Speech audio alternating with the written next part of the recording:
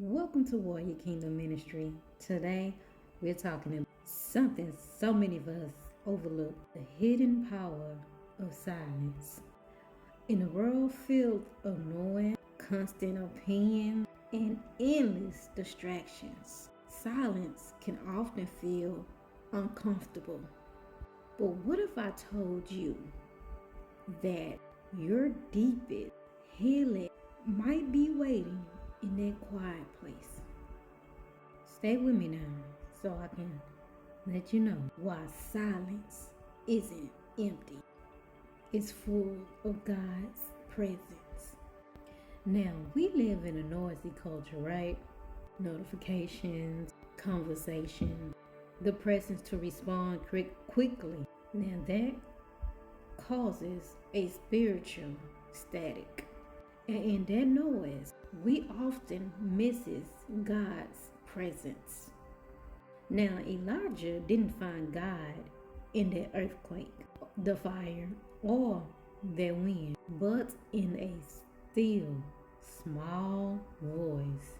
If we always surrounded by noise, we'll miss that whisper of healing in our own lives.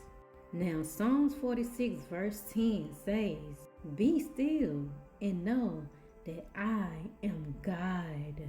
Notice, it doesn't say be busy and know. It says be still. Stillness is not passive, it's active faith. It's choosing to step out of the rush and create space for God. Silence becomes a sanctuary, a place where healing flows, not because we're doing it, but because we are being. Now, silence is the medicine. It's the medicine for the soul. Just think about it. When your body is injured, you rest so it can repair, right? So the soul works in that same exact way. Silence let your spiritual wound close, your emotion settles, and your thoughts to realign with God's truth. In silence, God pulls out the roots of fear, anxiety, and doubt and replaces them with peace. So let's get practical for just 1 minute, okay? Let's invite silence into your daily routine. We just gonna start small, okay? 2 minutes of quiet before prayer. Then you're gonna turn off all the background noise. No music, no phones. It's just you and God. Now create that sacred space. It can be a corner, a chair, a journal. Create something where it feels safe. Now breathe scripture.